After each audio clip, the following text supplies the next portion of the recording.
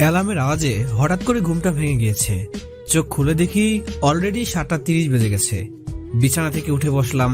পাশে থাকা আম্মুর ছবিটা হাতে নিয়ে বুকের মাঝে জড়িয়ে ধরতেই চোখ দিয়ে বৃষ্টি নামতে শুরু করলো। তারপর আম্মুর ছবিতে একটা চুমু খেয়ে ছবিটা টেবিলে রেখে ওয়াশরুমে ফ্রেশ হতে চলে গেলাম। খুব তাড়াতাড়ি করে ফ্রেশ হয়ে নিলাম, কারণ আজ একটা ইন্টারভিউ রয়েছে। এই নিয়ে 3টা ইন্টারভিউ দিয়েছি। আল্লাহর রহমতে সবগুলো ইন্টারভিউ দিয়ে উত্তীর্ণ হয়েছি, কিন্তু কপাল খারাপ হলে যা হয় আর কি। তাই একটা চাকরিও হয়নি, আর আমার পক্ষে ঘুষ দেওয়া সম্ভব ছিল না, তাই চাকরি পাইনি। দেখা যাক আজকেরটাতে কি হয়। দেরি না করে রেডি হয়ে নিলাম। বাসা থেকে বের হতে যাব, ঠিক তখনই কলিং বেল বেজে উঠলো। দরজা খুলে দেখি বাড়িওয়ালার মেয়ে ফিজা নাস্তা হাতে নিয়ে দাঁড়িয়ে আছে। আমি চুপ করে ওর দিকে তাকিয়ে আছি। ফিজা আমাকে বলে, ভিতরে আসতে বলবেন না? ও সরি, আসুন। আম্মু আপনার জন্য নাস্তা পাঠিয়েছে। কিন্তু আমি তো এখন বের হব, আমার অনেক তাড়া আছে। তাহলে নাস্তা করবেন না? অন্য একদিন করব, প্লিজ কিছু মনে করবেন না। হাতে খুব সময় কম, তাই তাড়াতাড়ি করে যেতে হবে। এই কথা বলে বাসা থেকে বের হয়ে চলে আসলাম। রাস্তায় এসে একটা রিক্সা নিলাম। রিক্সা নিয়ে অফিসের সামনে চলে গেলাম। রিক্সাওয়ালাকে ভাড়া দিয়ে অফিসের ভিতরে ঢুকলাম। অফিসের ভিতরে আমার মতো অনেকেই বসে রয়েছে ইন্টারভিউ দেওয়ার জন্য। আমি গিয়ে এক কোণে বসে পড়লাম। কিছুক্ষণ পর একে একে সবাই ইন্টারভিউ দিতে লাগলো। অনেকক্ষণ বসে থাকার পর আমার ডাক আসলো। আমি গিয়ে ইন্টারভিউ দিলাম। আল্লাহর রহমতে খুব ভালো হয়েছে ইন্টারভিউ শেষ করে বাইরে এসে বসলাম। আমার পাশে দুজন লোক বলা বলি করছিল। আরে ইন্টারভিউ ভালো দিলে কি হবে, আর খারাপ দিলে কি হবে? ঘুষ ছাড়া কি চাকরি হবে? হবে না। আখের ফলাফল শূন্য।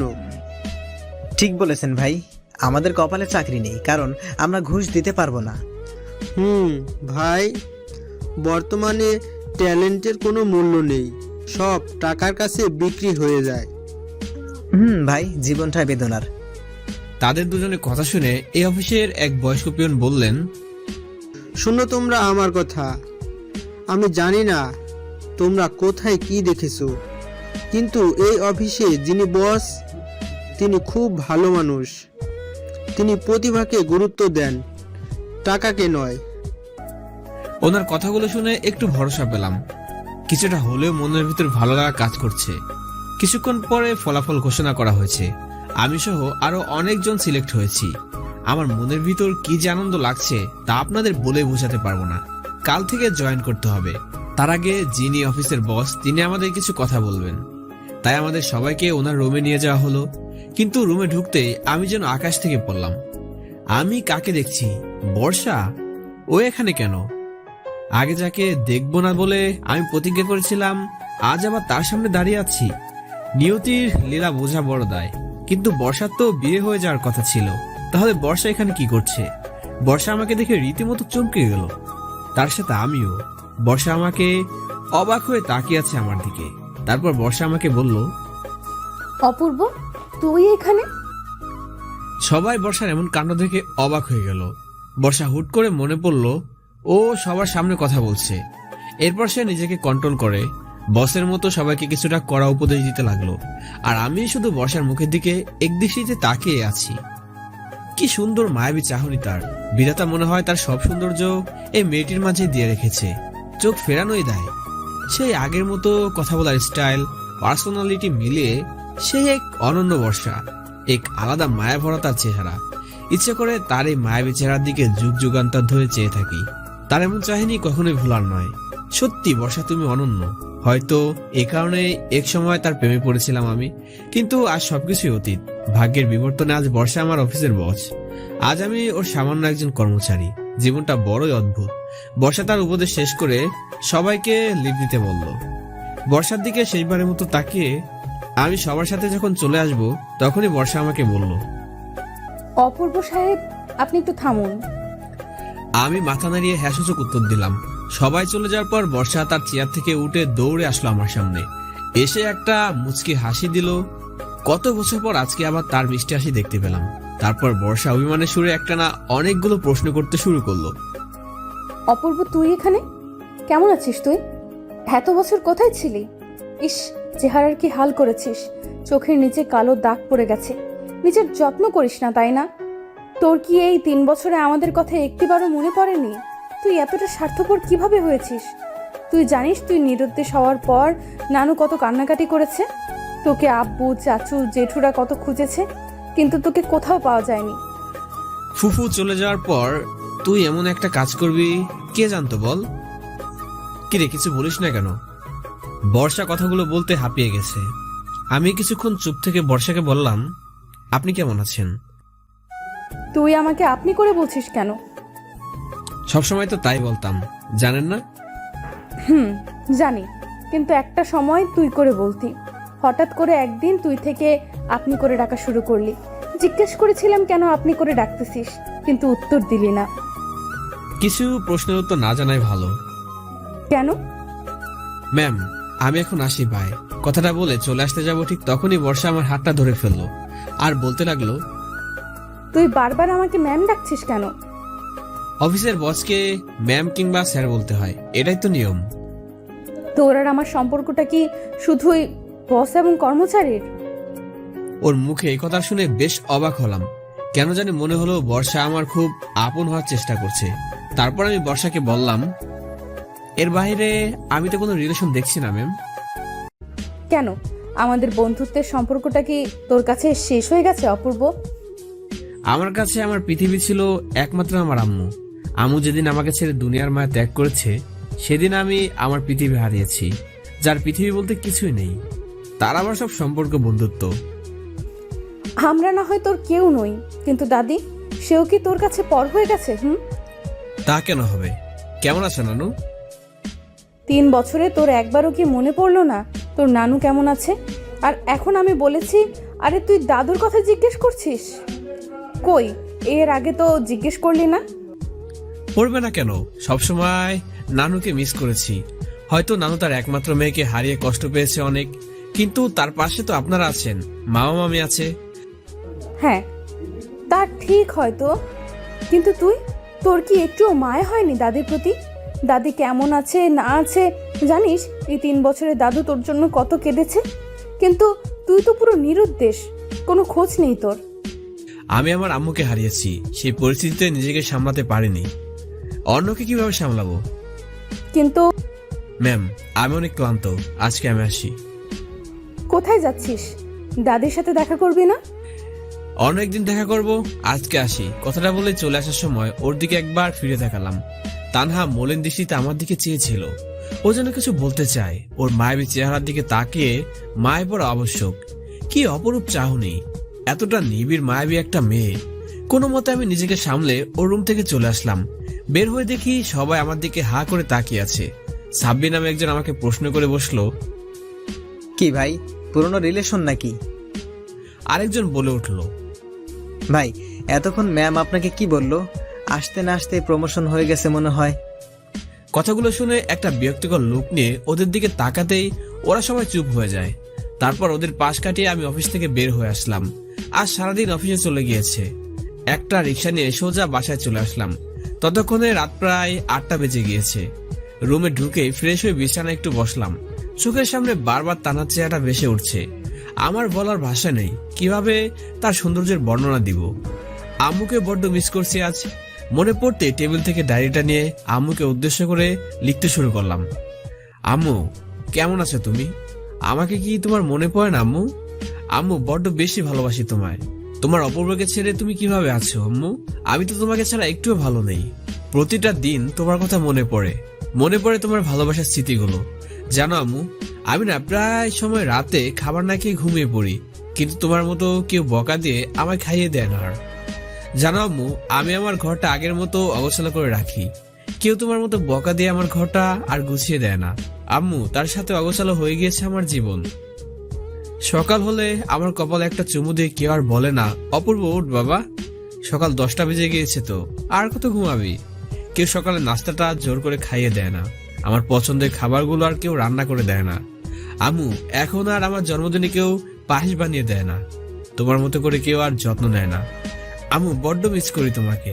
আমার জীবনে সবচেয়ে বড় শূন্যতা তৈরি করেছে তুমি। কোথায় চলে গেলাম আম্মু? তুমি এতটা স্বার্থপর কিভাবে হতে পারলে আম্মু? জানো আম্মু, আমি না প্রতিটা রাতে কান্না করি তোমার জন্য। বালিশটা ভিজে যায় আমার চোখের পানিতে। কেন এমন করলে আম্মু? কি ভুল ছিল আমার, যার জন্য আমাকে ছেড়ে চলে গেলে? তুমি একটিবারও ভাবলে না তোমার ছাড়া আমি কিভাবে থাকবো, কিভাবে বাঁচবো? কে করবে আমার দেখাশোনা?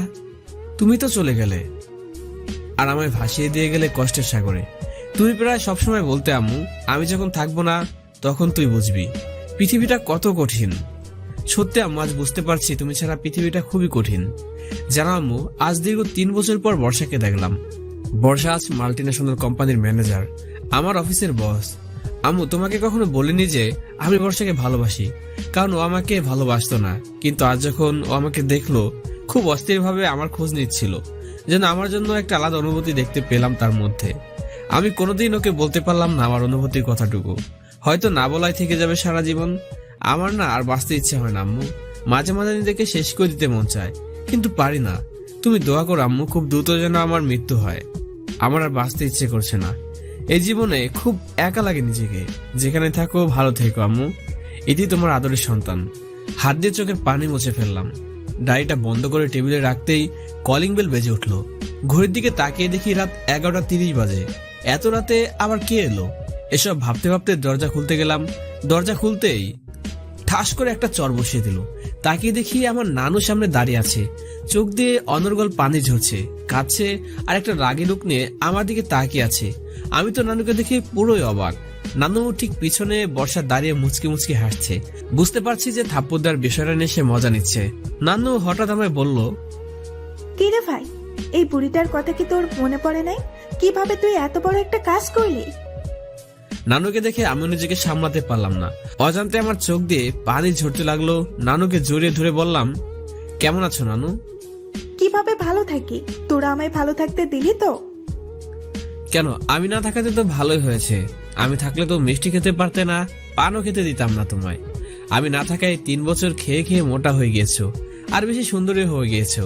তা কতজনের সাথে অ্যাফেয়ার চলছে? হ্যাঁ, তোর মতো বিএফ তো পাই নাই রে নানু, যে আমায় কথায় কথায় শাসন করতো, আমার আঁচল থেকে টাকা চুরি করে নিয়ে যেত, সকল গোপন কথা আমাকে বলতো। তোর মতো কাউকে পাই নাই নানু।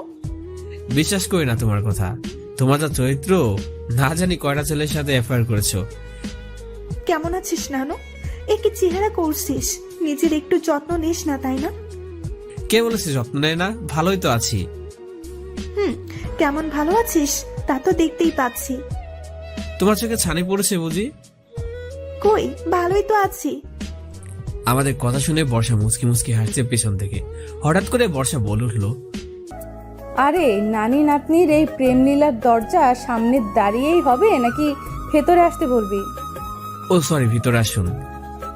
আয় অপূর্ব, তুই বর্ষাকে আপনি করে বলছিস কেন? ও না তোর ছোট? দাদি, ও তুমি বুঝবে না। আমি বুঝবো না? তুই বুঝোস তাই না? নিজের ছোট মামাতো বোনকে কেউ আপনি করে বলে? আরে দাদি, তোমার নাতির অনেক ইগো হয়েছে বুঝলা। এখন অনেক বড় কোম্পানিতে চাকরি হয়েছে, তাই অহংকার বেড়ে গেছে। অহংকারে মাটিতে পাই পড়ে না। নানু তাহার কান টেনে বলল, তোকে এত পাকা পাকা কথা বলতে হবে না। আমার নাতি যেমন, আমার নাতি তেমনই আছে। আমার জন্য তো সে রাজপুত্র, 7 রাজার ধন। এই রাজপুত্রকে কতদিন নিজের আঁচলের তলায় লুকিয়ে রাখো দেখবো। কেন? কোনো একদিন কোনো এক রাজ্যের রাজকন্যা এসে তোমার 7 রাজার ধনকে যেদিন কোমর বেঁধে নিয়ে যাবে, সেদিন কি করবে? সেদিন আমার কিউট বিফটাকে আমি নিজেই তুলে দেব সেই রাজকন্যার হাতে। দেখা যাবে। আমি নানুকে নিয়ে রুমে ঢুকলাম। বর্ষা রুমে ঢুকে বলল, এই কি হাল করে রেখেছে ঘরটা? ঘর তো নয়, যেন স্টেশনের প্ল্যাটফর্ম। আমি নানুকে বিছানায় বসালাম। বর্ষা আমার ঘরের এদিক ওদিক তাকাচ্ছে আর বলছে, তুই একটু চেঞ্জ হলি না, সেই বাচ্চাটাই রয়ে গেলি। এটা কোনো ঘর? নিজের ঘরের কেউ এই অবস্থা করে রাখে? আমি ওদিকে কর্ণপাত না করে নানুকে বললাম, নানু তুমি কেমন আছো? তোমার সুগারটা কেমন আছে? সব ভালো তো?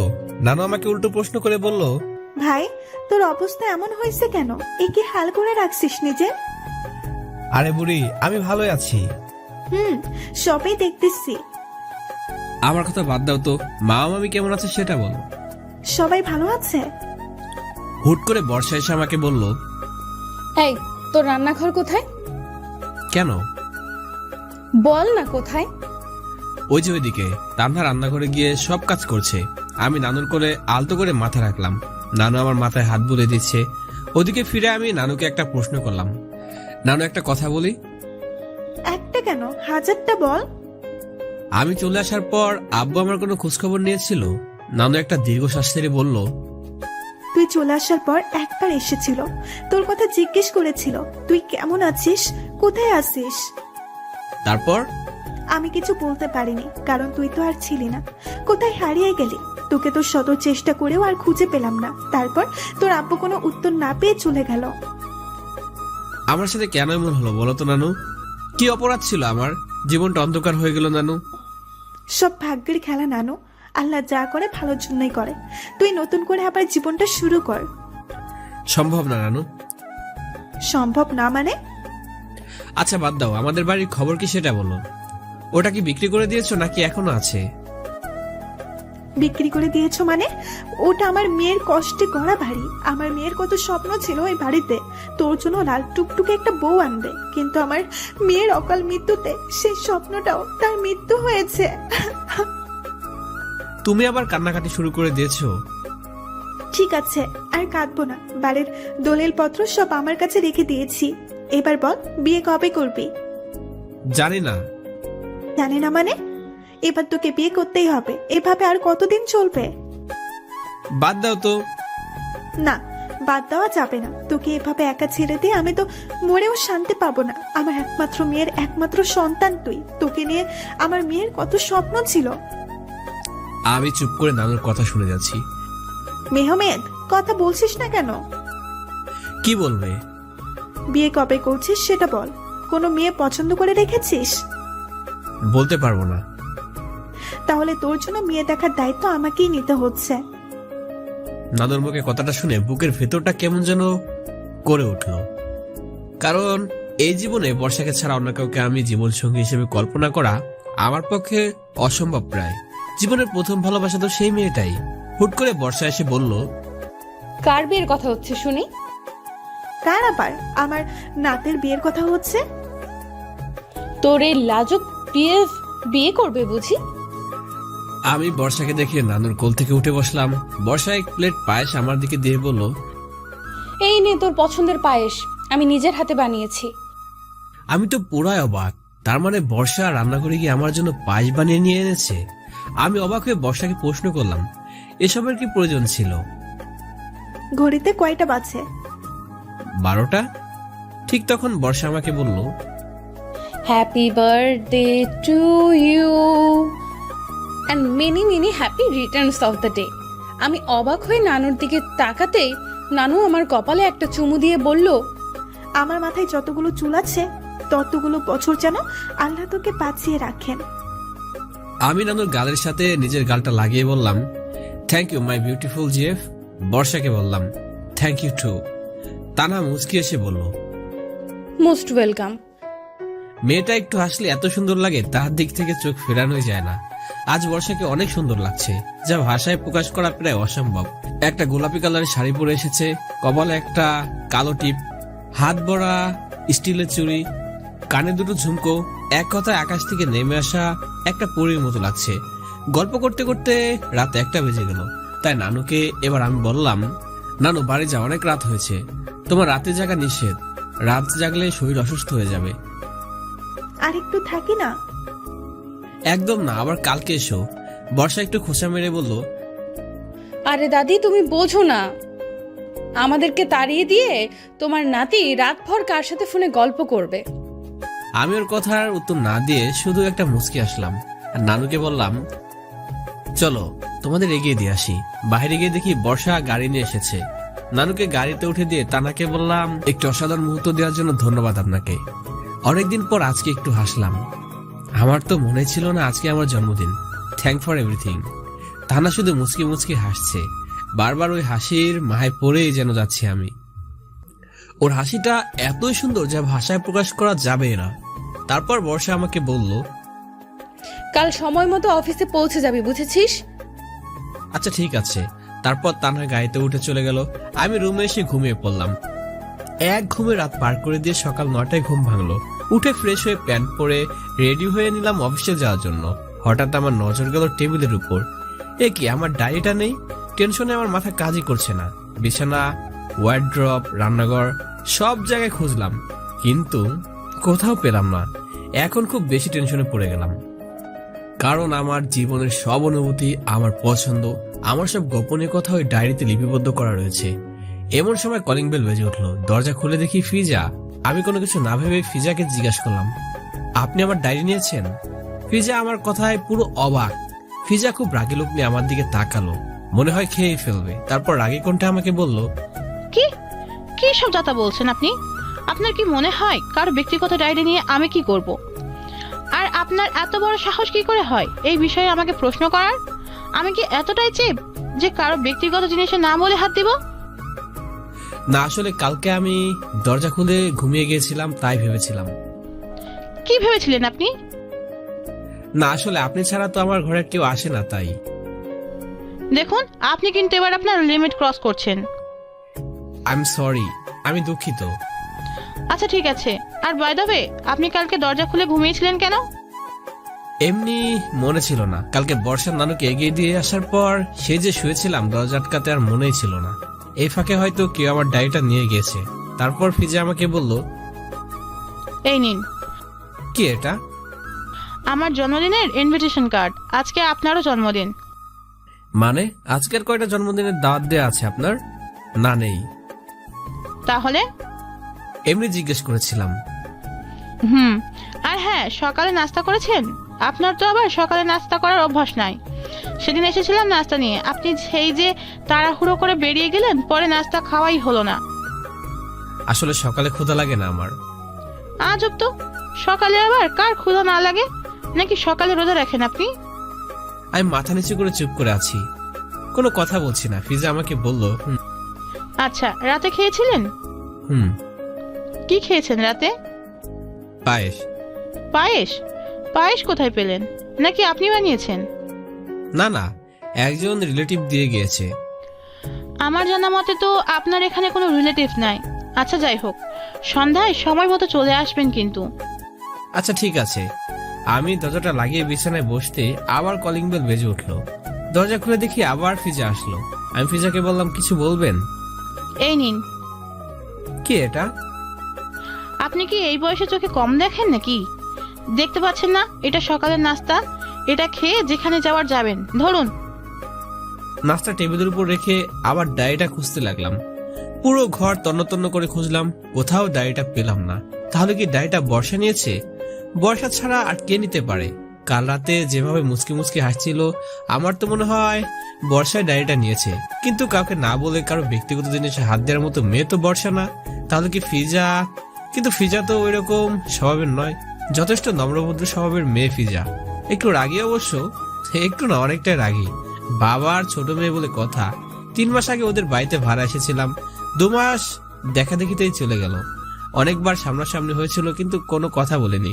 2 মাস পর ফিজা জোরপূর্বক আমার সাথে কথা বললো।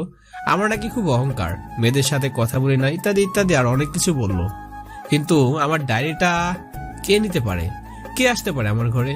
রাতে কেন যে দরজাটা খুলে ঘুমিয়েছিলাম।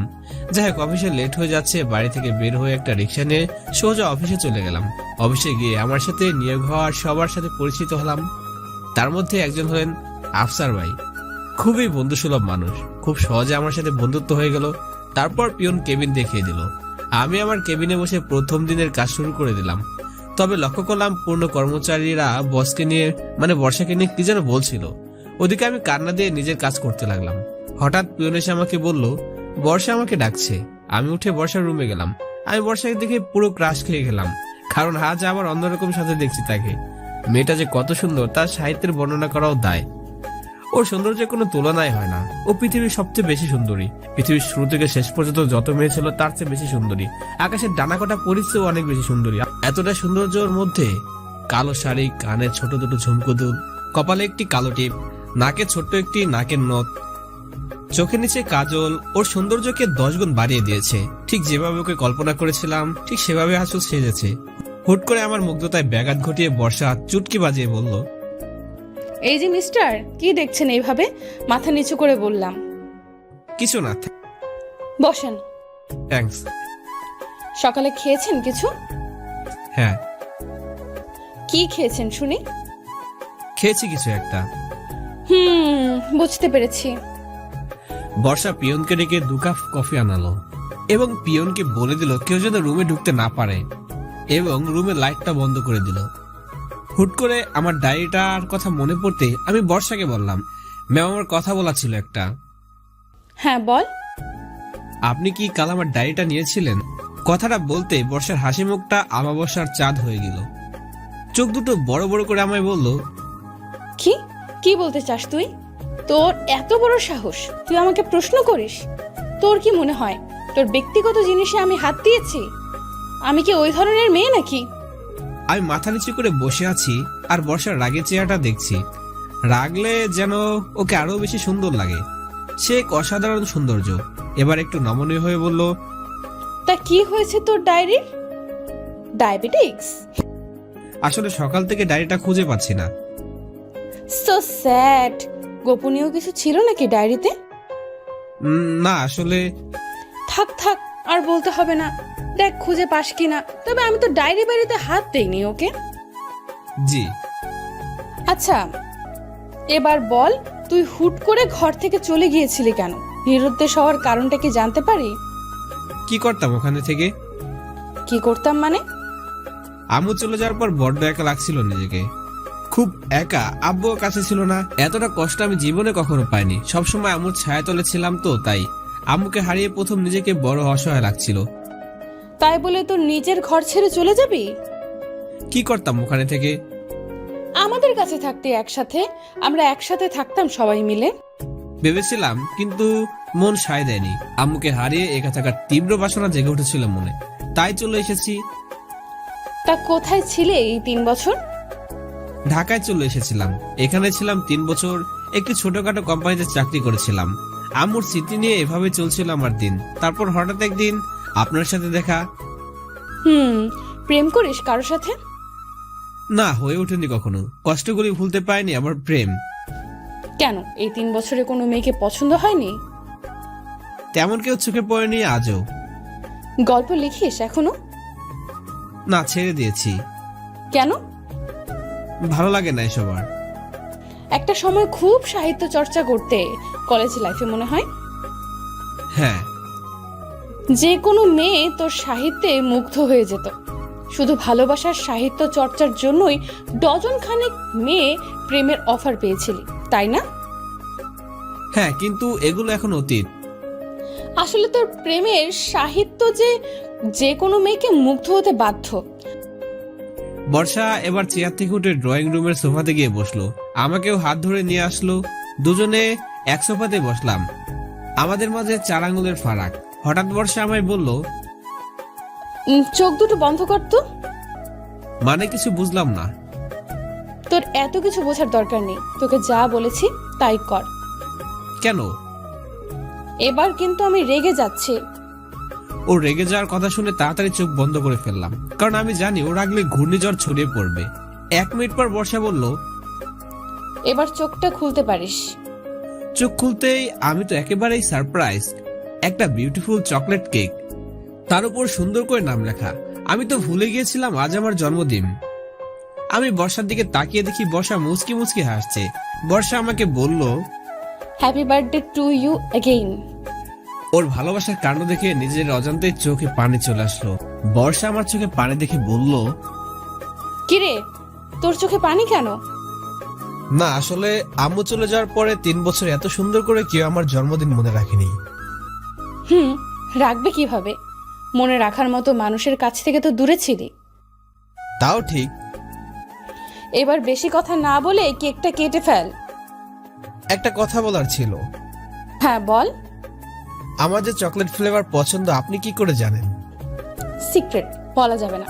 দেখি তোর হাতটা দে তো। কেন? এত প্রশ্ন করিস কেন তুই? এরপর বর্ষা আমার হাতটা টেনে নিয়ে একটা দামি ঘড়ি পরিয়ে দিল আর বলল, সব সময় হাতে রাখবি আমার স্মৃতি হিসেবে। কেন, আপনি কোথাও চলে যাচ্ছেন নাকি? আমি আবার কোথায় যাব? তোর তো কোনো কমন সেন্স নেই। যখন তখন নিরুদ্দেশ হয়ে যাস, তাই বললাম। এই নে, এটা ধর। কি কি আছে এটার ভিতরে? খুলেই দেখ না। তারপর আমি শপিং ব্যাগটা খুলে দেখি একটা হোয়াইট শার্ট, যা আমার খুব পছন্দের। আমি অবাক হয়ে বর্ষাকে জিজ্ঞেস করলাম, আমার যে হোয়াইট শার্ট পছন্দ আপনি কি করে জানলেন? এটাও সিক্রেট, থাক পরে এক সময় বলবো। এবার এটা খেয়ে নে। আবার পায়েস? তোর তো পায়েস খুব পছন্দের, তাই না?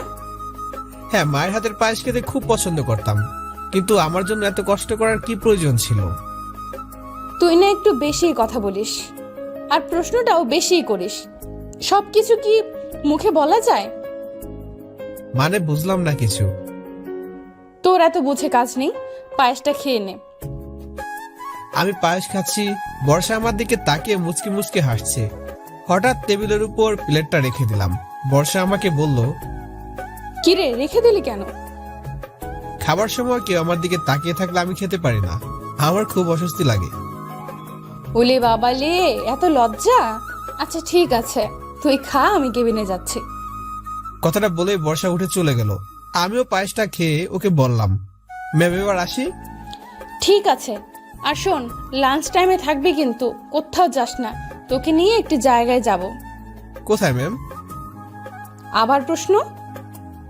সরি ম্যাম, কথাটা বলে রুম থেকে বেরিয়ে এলাম। বেরিয়ে আসতে দেখি সবাই আমার দিকে অবাক দৃষ্টিতে হা করে তাকিয়ে আছে। সে কি অস্বস্তিকর পরিবেশ। অবশ্য অবাক হওয়ারই কথা, অফিসের বসের সাথে নিশ্চয়ই এত সময় একসাথে কোনো কর্মচারী কাটায়নি। যাই হোক, সবাইকে উপেক্ষা করে আমি আমার চেয়ারে গিয়ে বসলাম। আমার পাশে আফসার ভাই আমাকে হঠাৎ বললেন, এই অপূর্ব ভাই শুনছেন?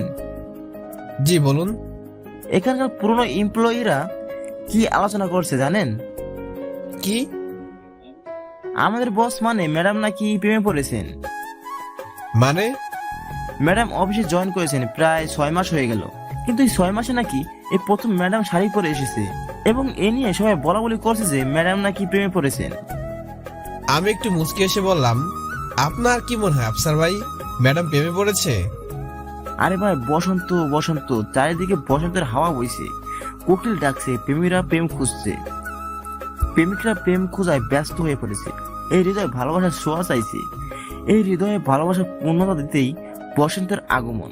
কখন যে কার কার মনে প্রেমের ছোঁয়া লেগে যায় কেউ বলতে পারে না। সেই হিসেবে আমাদের ম্যাডামও যে কারো প্রেমে পড়তে পারে, তাই না? আপনি তো খুব ভালো সাহিত্য বলতে পারেন। আমি আর কই পারলাম। আচ্ছা, আপনি এতক্ষণ কোথায় ছিলেন? ম্যাডামের রুমে কিছু ইম্পর্টেন্ট কাজ ছিল। দেখেন ভাই, কাজের মধ্যে সীমাবদ্ধ থাকেন, এর বেশি কিন্তু বাইরের না। জানেন তো আমাদের ম্যাডাম কিন্তু এখনো অবিবাহিত। আমি মুচকি এসে নিজের কাজ করতে লাগলাম। দেখতে দেখতে লাঞ্চ টাইম হয়ে গেল। সবাই ক্যান্টিনে খাবার খেতে গিয়েছে। আমার একটু বেশি কাজ ছিল, কাজটা শেষ করে উঠবো, হঠাৎ ফোনটা বেজে উঠলো। অন্য নাম্বার রিসিভ করলাম। হ্যালো, এই তুই কোথায়? কে বলছেন? তোমরা কোথায় বসো না? ও সরি ম্যাম, চিনতে পারিনি। জলদি অফিসের নিচে যেই বড় রেস্টুরেন্টটা আছে ওইখানে চলে আয়, তোর জন্য আমি অপেক্ষা করছি। জি, আমি এখনই আসছি, এই বলে কল কেটে দিলাম এবং রেস্টুরেন্টে গিয়ে দেখলাম বর্ষা আমার জন্য দাঁড়িয়ে আছে। বর্ষা আমাকে দেখে বলল, এই তুই কোথায় ছিলি এতক্ষণ? একটু কাজ ছিল। ওরে বাবারে, একদিনেই কাজ নিয়ে এত ব্যস্ত হয়ে গেছেন? না আসলে থাক থাক, এবার আয়, আর বলা লাগবে না। আমিও বর্ষা আলাদা একটা কেবিনে ঢুকলাম। দুজন সামনাসামনি বসলাম। আমি বর্ষাকে বললাম, ম্যাম আমাকে কেন ডেকেছেন এখানে? আসলে আমার বয়ফ্রেন্ডের সাথে দেখা করাতে তোকে এখানে নিয়ে এসেছি। ওর মুখের কথা শুনে আমি যেন আকাশ থেকে পড়লাম। বর্ষার বয়ফ্রেন্ডও আছে? নিমিষে মনের ভেতরটা কালো মেঘ হয়ে গেল। বুকের বাম পাশটা যেন খুব ব্যথা অনুভব হচ্ছে। হঠাৎ বর্ষা আমাকে বলে উঠলো, ন্যাকা বাবু, তুমি কিচ্ছু বোঝো না তাই না? রেস্টুরেন্টে মানুষ আসে কেন? খাওয়ার জন্য। আজ তোর বার্থডে না, আজ তোর জন্মদিন না, তাই আমার তরফ থেকে একটা ছোট্ট ট্রিট তোর জন্য। ওর কথাগুলো শুনে আমার মন থেকে যেন মেঘগুলো কেটে গেল। বাপরে, কি সাংঘাতিক মেয়ে একটা, প্রাণটাই বের করে দিয়েছিল একেবারে। ইতিমধ্যে ওইটার খাবারগুলো নিয়ে এসেছে। আমি যেন একের পর এক সারপ্রাইজ হচ্ছি। এখানে সব আমার ফেভারিট ডিশ, চিংড়ি মাছের মালাইকারি, রূপচাঁদা, মিষ্টি, মানে আমার ফেভারিট সব খাবারগুলো এখানে উপস্থিত। ওর দিকে তাকিয়ে বললাম, আমার সব পছন্দের খাবারগুলোর নাম আপনি কি করে জানলেন? এটাও সিক্রেট থাক, পরে একদিন বলবো। এবার বেশি কথা না বলে ঝটপট খেয়ে নে। হ্যাঁ, সিক্রেট বলতে বলতে দিন কভার করে দিলেন। আজকের দিনটা যেন আমার খুব স্পেশাল মনে হচ্ছে। বর্ষার সঙ্গ আমার মনে যেন একটা আলাদা প্রশান্তি এনে দিয়েছে। তবে বুঝতে পারছি না আমার প্রতি ওর এত কেয়ারিং একটি দুঃখী ছেলের প্রতি দায়িত্ববোধ থেকে নাকি অন্য কোনো অনুভূতি। খাওয়া শেষ করে বর্ষা হুট করে বলল, শোন, আজকে আর অফিস করব না, তোকে নিয়ে একটি জায়গায় ঘুরতে যাব। কিন্তু এভাবে অফিস কামাই করলে তো চাকরি থাকবে না।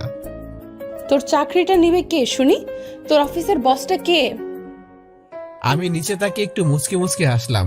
বর্ষার হাসি মাখা চোখগুলো যেন আমায় কিছু বলছে যা আমি বুঝতে পারছি না।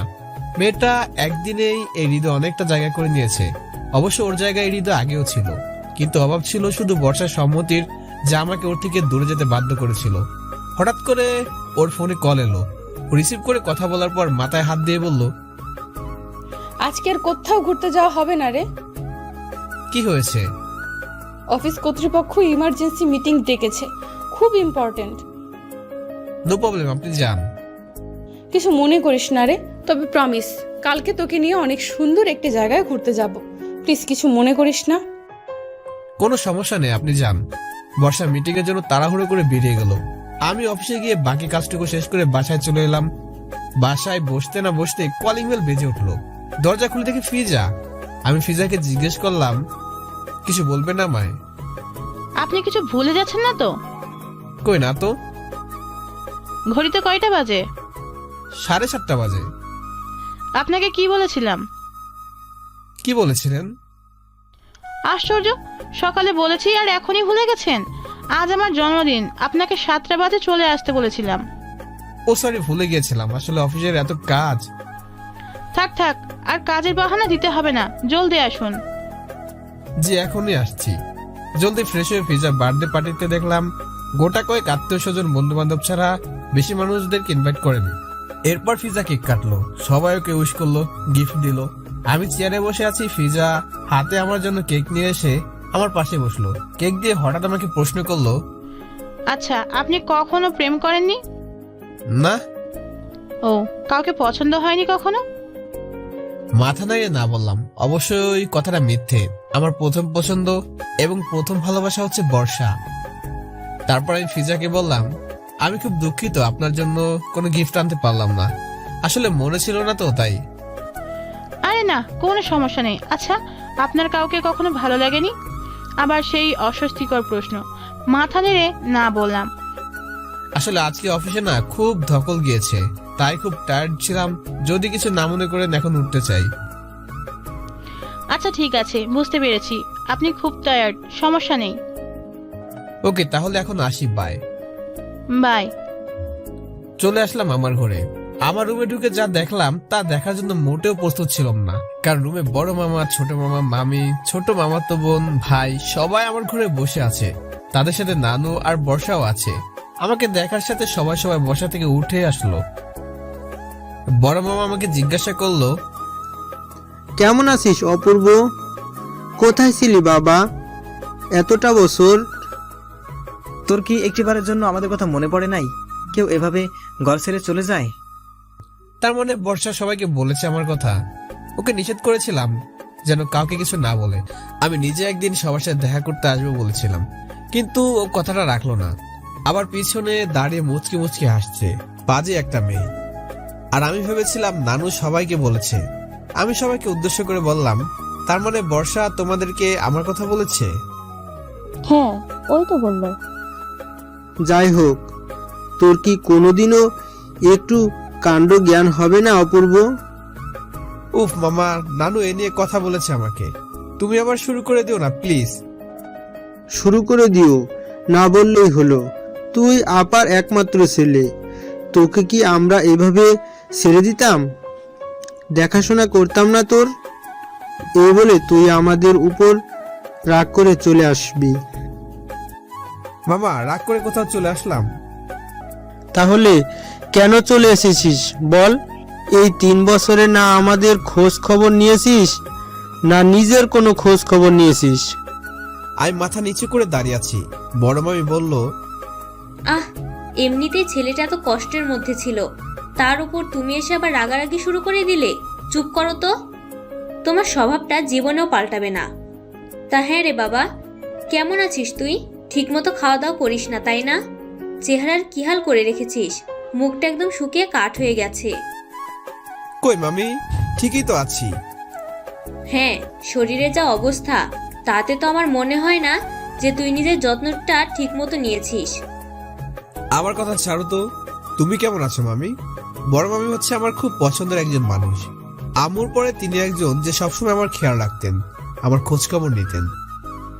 ভালো আছি বাবা, খুব ভালো আছি। এই সন্ন্যাসীর মতো জীবনযাপন থেকে উঠে এবার একটা বিয়ে দিয়ে দাও, দেখবে এমনিতেই সোজা হয়ে যাবে। তুমি কেমন আছো মামি? তুমি তো দেখছি আগের মতো সুন্দরী আছো, এখনো দেখে মনে হয় না যে তুমি বিবাহিত। আমার কথা ছাড়ো তো, তোমার কিন্তু এখনো বিয়ের বয়স আছে। আমার কান টেনে ছোট মামি বলল, ওরে পাজি ছেলে, আমি সম্পর্কে তোর মামি হই না, তুই আমার বিয়ের কথা কিভাবে বলতে পারলি? ছোট মামির সাথে আমি সবসময় মজা করতাম, আর এবারে নেই প্রতিবার ছোট মামি আমার কান টানে দিত। আম্মু তো প্রায় সময় বলতো যে আমার কান নাকি ছোট মামির টানেই বড় হয়েছে। আরে কি করছো, লাগছে তো। দেখ মামা, যদি তোর ছোট মামির বিয়েটা ধরে দিতে পারিস তাহলে হয়তো আমার জীবনে একটু শান্তি আসতে পারে। কি বলে তুমি? আমি তোমার জীবনে অশান্তি করে রেখেছি? এটা আবার কখন বললাম? কি আর করতে পারবে, সব সময়ের মতো ঘ্যান ঘ্যান মশা মাছিও এত ঘ্যান ঘ্যান করে না। কি বলে তুমি? সবাই ছোট মামা আর ছোট মামির কথা শুনে হাসছে।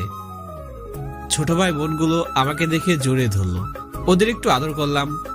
আমার ছোট মামার এক ছেলে, এক মেয়ে হিমু আর হাসিব, আর বড় মামার 2 মেয়ে, এক ছেলে বর্ষা, নিশি আর নিহাল। বর্ষা সবার বড়। পুরো ফ্যামিলির সবাই মিলে কয়েক ঘন্টা গল্প করলাম একসাথে, ছোট ভাই বোনগুলোর সাথে সময় কাটালাম। নানু, ছোট মামি আর বড় মামি সবার জন্য রান্না করায় ব্যস্ত। বর্ষাকে দেখলাম বেলকনিতে দাঁড়িয়ে আমার দিকে তাকিয়ে আছে এক দৃষ্টিতে। ওর ভাবে তাকিয়ে থাকা আমাকে যেন বারবার ওর মায়ে ফেলছে।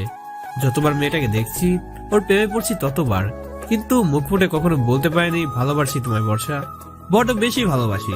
রান্না শেষ হলে সবাই খাবার টেবিলে একসাথে বসলাম। বড় মামা হঠাৎই বলে উঠলো, খাওয়া শেষ করে জামা কাপড় সব কিছু গুছিয়ে নে। গুছিয়ে নেবো মানে? কোথায় যাব আমি? কোথায় যাবি মানে? আমাদের সাথে যাবি, আমাদের সাথে থাকবি।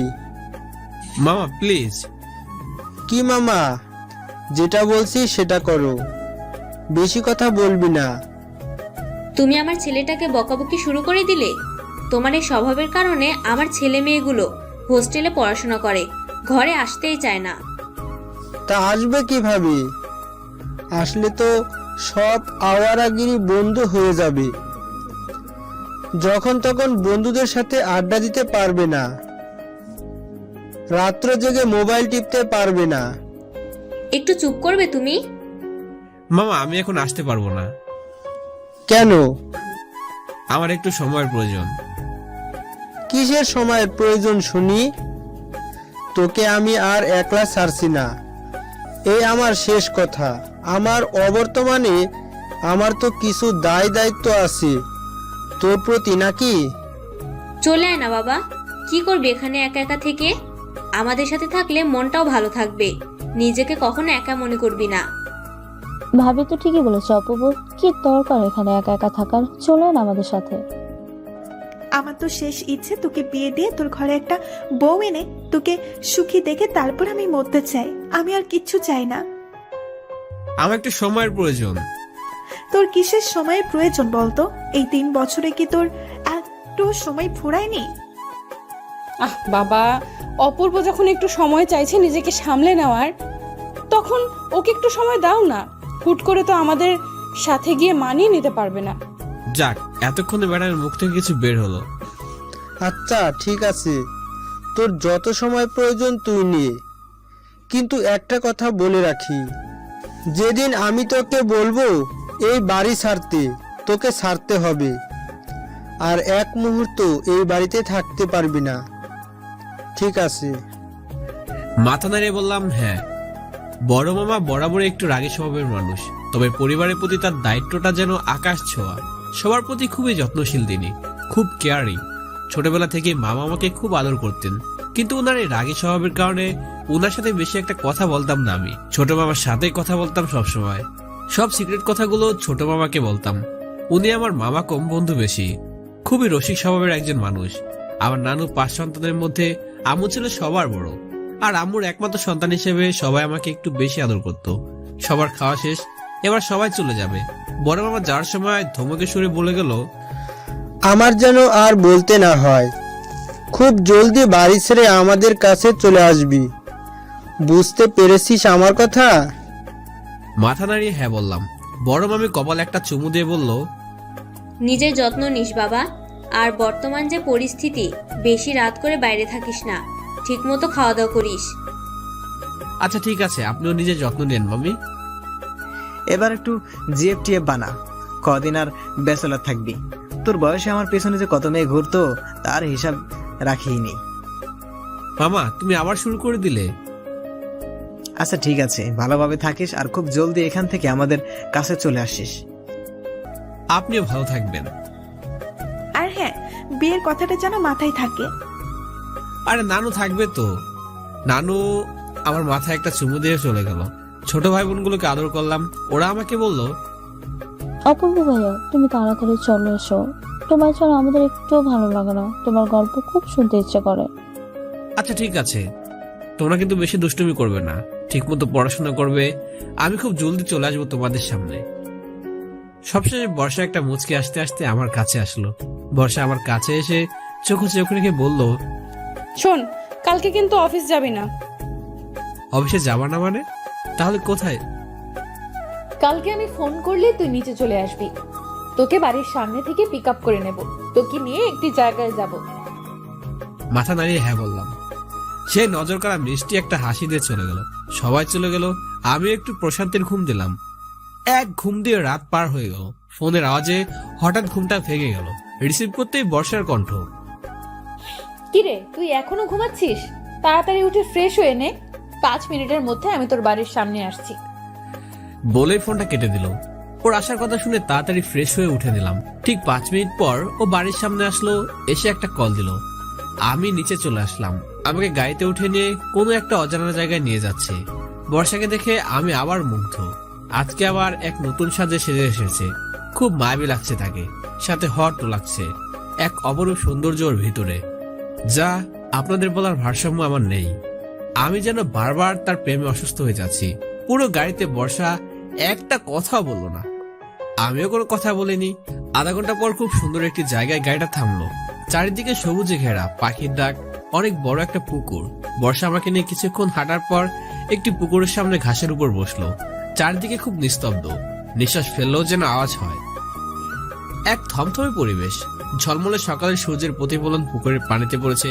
চারিদিকটা ঝিমঝিম করছে নীরবতার আড়ালে। বর্ষা পুকুরের দিকে তাকিয়ে কি যেন ভাবছে। পুরো 5 মিনিট ধরে আমরা চুপ ছিলাম, কেউ কোনো কথা বলেনি। হঠাৎ বর্ষা আমার হাতে একটা কাগজ দিয়ে বলল, ওটা খুলতে। আমি জিজ্ঞেস করলাম, কি এটা? একটা চিঠি।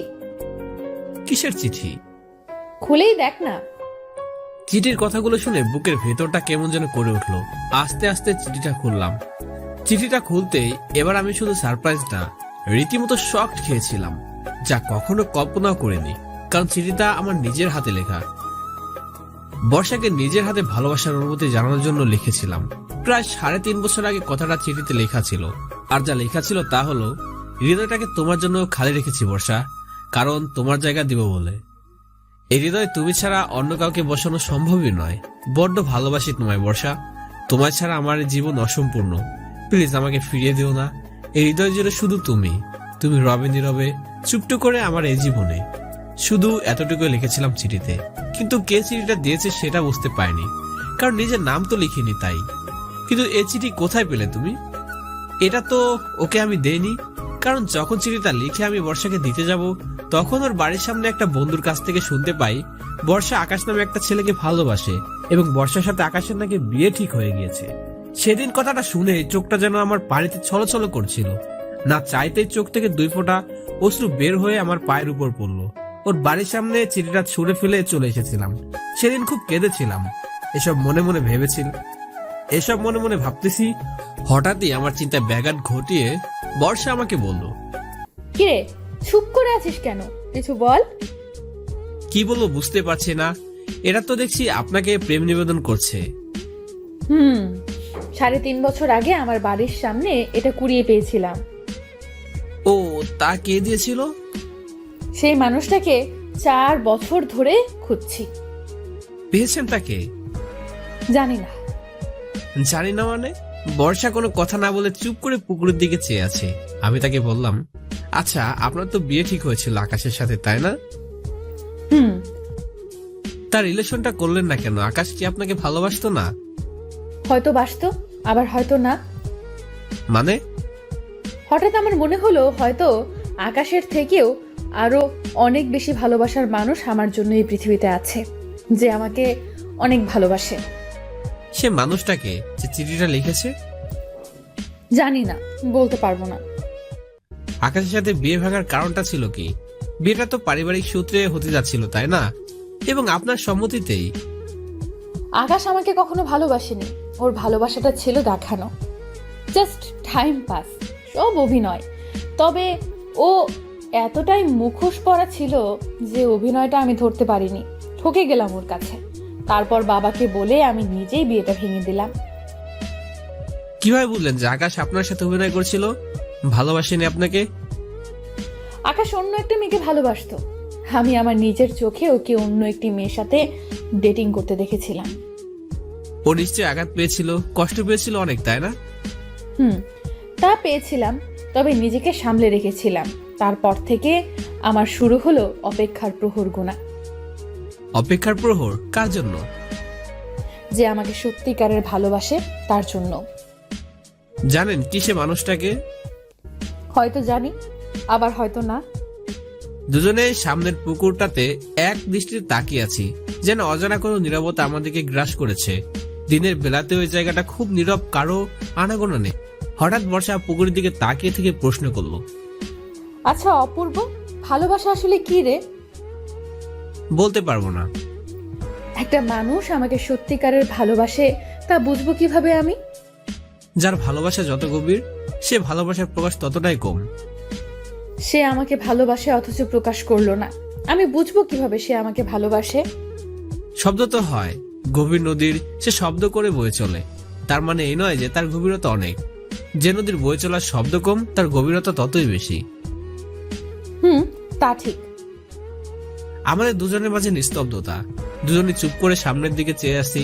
হুট করে পাশ দিয়ে এক বাদামওয়ালা যাচ্ছিল। বর্ষাকে বললাম, বাদাম খাবেন? তুই খাওয়ালে খাবো, কেন খাবো না? বর্ষাকে বাদাম কিনে দিলাম, আমিও বাদাম কিনলাম। দুজনে চুপ ছিলাম। হঠাৎ আমি প্রশ্ন করলাম, আচ্ছা যদি কখনো কোনোদিন ওই চিঠি লেখা মানুষটা আপনার সামনে এসে বলে ভালোবাসি, সেদিন আপনার উত্তরটা কি হবে? জানি না সেদিন আমার উত্তরটা কি হবে, তবে হ্যাঁ, সেদিন ওই চিঠি লেখা মানুষটাকে আমি একটা প্রশ্ন অবশ্যই করব। কি প্রশ্ন? সে সত্যিকার অর্থে আমাকে ভালোবাসে কিনা। হয়তো বাসে। তাছাড়া সেই চিঠি লেখা মানুষটা যে আজও আমার জন্য অপেক্ষা করে আছে, তারই বা নিশ্চয়তা আছে। সত্যিকারের অর্থে যারা ভালোবাসে, ভালোবাসতে জানে, তাদের অপেক্ষার প্রহর কোনোদিনই শেষ হয় না, আমৃত্যু থাকে। আজকাল এরকম ভালোবাসার মানুষ খুঁজে পাওয়া খুব দায়। মন দিয়ে খুঁজলে সেরকম ভালোবাসার মানুষকে খুঁজে পাওয়া অতটা কঠিন হবে না। তুই জানিস তোকে চিঠিটা কেন দেখালাম? কেন? কারণ আমি জানি এই চিঠিটা যে লিখেছে তার ভেতরের অনুভূতি, আবেগ, ভালোবাসার পরিমাণ কতটুকু তা তুই অনুভব করতে পারবি। তোর মধ্যে সে ক্ষমতা আছে। বল না রে, সেই মানুষটা সত্যিকারে আমাকে ভালোবাসে কিনা। চিঠি থেকে কারো ভালোবাসার পরিমাণ মাপা যায় নাকি? মাপা যায় না। ভালোবাসার পরিমাণ মাপতে হলে মনের মধ্যে ভালোবাসা থাকতে হয়, ভালোবাসতে জানতে হয়। তোর কি মনে হয় আমার মনটা কি পাথর? আমি কাউকে ভালোবাসতে জানি না? না না, আমি ঠিক তা বলিনি। ছোটবেলা থেকে আপনাকে যতটুকু দেখেছি, এতটুকু বুঝতে পেরেছি আপনার ভালোবাসা কোমল, পবিত্র। সে মানুষটির জীবন অনেক ধন্য হবে, সে অনেক ভাগ্যবান হবে যে আপনার ভালোবাসা পাবে। আমাকে সান্ত্বনা দিচ্ছিস? তা দিতে যাবো কেন, সত্যিই বলেছি। আচ্ছা সত্যি করে বলতো, তোর কোনো ভালোবাসার মানুষ আছে কিনা? বর্ষার মুখে কথাটা শুনে আমি অবাক হলাম। ওর দিকে তাকিয়ে বললাম, হঠাৎ এই কথা? আসলে কলেজ লাইফে এতগুলো মেয়ের প্রপোজাল পেয়েছি, একটাও অ্যাকসেপ্ট করলি না, সব রিফিউজ করে দিলি। নিশ্চয়ই এর প্রসঙ্গত কোনো কারণ আছে, আর না হয় তুই কাউকে পছন্দ করিস। এ প্রসঙ্গটা বাদ দেওয়া যায় না? তোর ব্যক্তিগত জীবন নিয়ে যখনই কোনো প্রশ্ন করতে চাই, তুই কথাটা অন্যদিকে ঘুরিয়ে দিস কেন? মানুষের জীবনে সব চাওয়া কি পূরণ হয়? কিছু চাওয়া সম্পূর্ণই থেকে যায়। তোর কোনো চাওয়াটা অসম্পূর্ণ রয়ে গেছে। তোর কোন চাওয়াটা অসম্পূর্ণ রয়ে গেছে অপূর্ব, আমাকে বলা যাবে কি? সময় আসুক, আপনাকে ঠিক বলবো একদিন। তার মানে সেই সময়টা তোর কোনো দিন আসবে না। কোন এক কথা মনে হলো? কারণ তুই তোর পার্সোনাল লাইফ নিয়ে খুব স্পর্শকাতর। কাউকে কখনো সহজে আন্দাজ করতে দিস না যে তোর জীবনে কি ঘটছে, কি ঘটতে চলেছে। আমি মাথা নিচু করে চুপ করে শুধু হাসছি। তারপর বর্ষা আবার আমাকে বলল, আচ্ছা দাদি তো খুব তড়িঘড়ি করে তোর বিয়ের জন্য মেয়ে দেখা শুরু করে দিয়েছে। দাদির পছন্দের মেয়েকে বিয়ে করবি নাকি নিজের পছন্দের? সেটা আমি জানি না, তবে এতটুকু জানি নানুর কাছে আমার পছন্দ অপছন্দের একটা দাম আছে। আমার কথা ছাড়ুন, যদি ওই চিঠি লেখা মানুষটি কোনোদিন না আসে তাহলে কি করবেন? জানি না। মামার পছন্দের ছেলেকে বিয়ে করবেন? তাও জানি না। কাজকে খুব ভালোবাসতেন তাই না? অনেক, কিন্তু এখনো আমার কাছে মৃত। বল। শোন একটা কথা বলি, তুই মানুষের মন পড়তে পারিস? কেন? শুনেছি যারা মানুষের মন পড়তে পারে তারা নাকি অন্যের জীবনের ভালোবাসা, অনুভূতি, কষ্টগুলো অনুভব করতে পারে। তুই তো খুব ভালো সাহিত্য পারিস। ভালোবাসার মানেটা তুই আমার থেকে ভালো জানিস। ভালোবাসা মানে কি একটু বল না রে। এক স্বর্গীয় অনুভূতি যা মানুষের হৃদয় প্রশান্তি এনে দেয়, অফুরন্ত সুখের সন্ধান এনে দেয়, সুন্দরভাবে বাঁচতে শেখায়, হৃদয়কে পবিত্র করে। ভালোবাসার মানুষটির জন্য সারাক্ষণ চিন্তিত থাকা, তার কষ্টে কষ্ট পাওয়া, তার হাসি দেখে পৃথিবীর সকল সুখ ভুলে যাওয়া, সুখ দুঃখে তার পাশে থাকা, তাকে অসম্ভবভাবে ভালোবাসা, এটা আমার কাছে ভালোবাসার মানে মনে হয়, আর কিছুই না। খুব ভালো বলতে পারিস তো। ওর কথা শুনে আমি একটু হাসলাম। এভাবেই প্রয়োজনীয় অপ্রয়োজনীয় কথার মধ্যে দিয়ে দুপুরটা গড়িয়ে গেল। সারাক্ষণ ওর সাথে ঘুরে বিকেল বেলায় বাড়ি ফিরলাম। অফিসে কিছু কাজ ছিল, তা শেষ করে ঘুমিয়ে পড়লাম। সকালে ঘুম থেকে উঠে ফ্রেশ হয়ে সোজা অফিসে চলে গেলাম। আজকে একটু তাড়াতাড়ি অফিসে চলে আসলাম।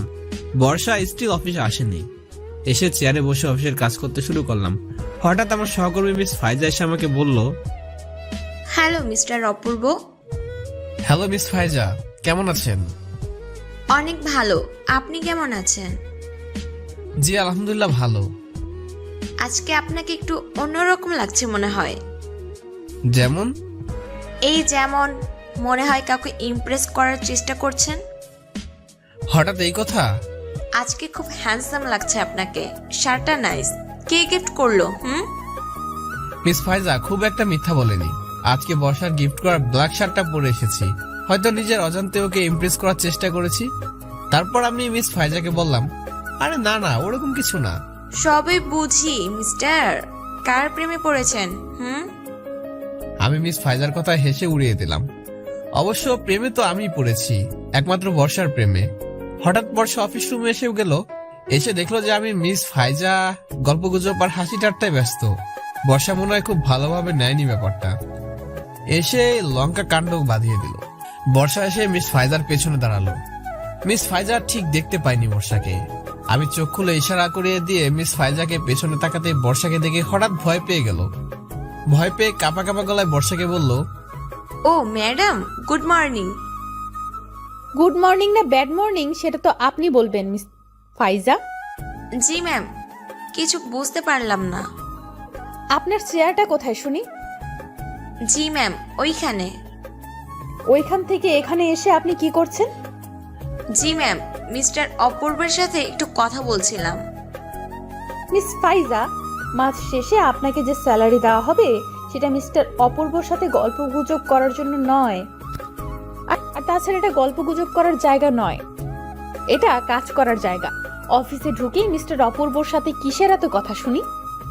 না, আমি আসলে এমনি তেমন কোনো ইম্পর্টেন্ট কথা নয়। সো ইম্পর্টেন্ট কথা ছাড়া অযথা কথা বলা বাচালের স্বভাব। আই হোপ আপনি সেই স্বভাবের নন। সো নেক্সট টাইম যেন এরকম কিছু না দেখি। নতুন জয়েন করেছেন তাই এর চেয়ে বেশি কিছু বললাম না। যান নিজের চেয়ারে গিয়ে কাজ করুন।